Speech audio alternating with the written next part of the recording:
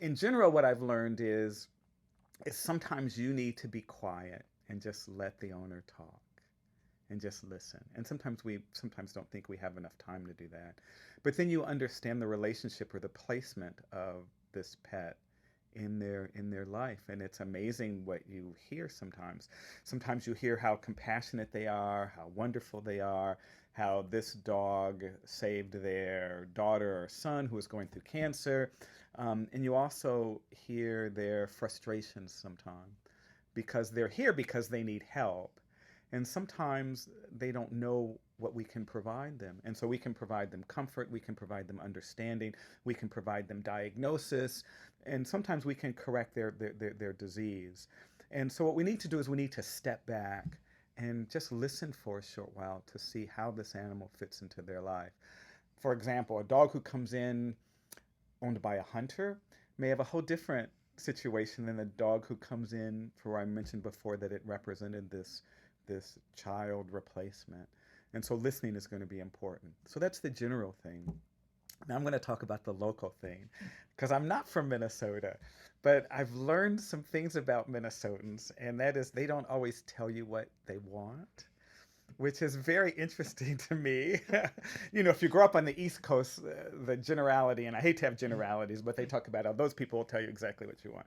Well, you come to Minnesota, and I mention all these wonderful things, and they just agree and shake their head, but that's not really what they want. And so, what I've learned to do is I've learned to try and describe things to my clients, and then I tell them that I'm going to be quiet for a few minutes. And now that I've told you those things, you can ask me questions or tell me what you really want out of this situation. And I tell them some things we can make better and some things we can't. And I won't forget the time when I think this dog had a very serious disease. And the owners were I could tell that they were just very agitated, anxious, frustrated. And thank God I had been through a lot in my life. So what I sat down and told them is I told them, let me tell you something that's universal. And what's universal is that all relationships end in separation. They all end in separation. Um, the chance that you have to do right now, or the option that you have, is you can decide how this relationship is going to end. What you need to know is based on the illness of your dog and the age of your dog, it's probably going to end soon. And so what we need to do is we need to decide how you want this relationship to end. And it was really interesting because their whole personality changed.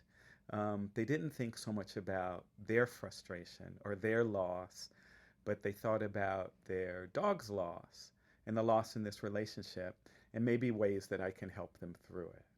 So it just totally changed. And I wasn't expecting them to come to me for that because I'm not a psychologist or a psychiatrist. But they came with me to their dog hoping to find either understanding or a solution or maybe a cure. And in that situation, no cure was available. But they were very thoughtful and thankful that I took a different approach in terms of listening to them.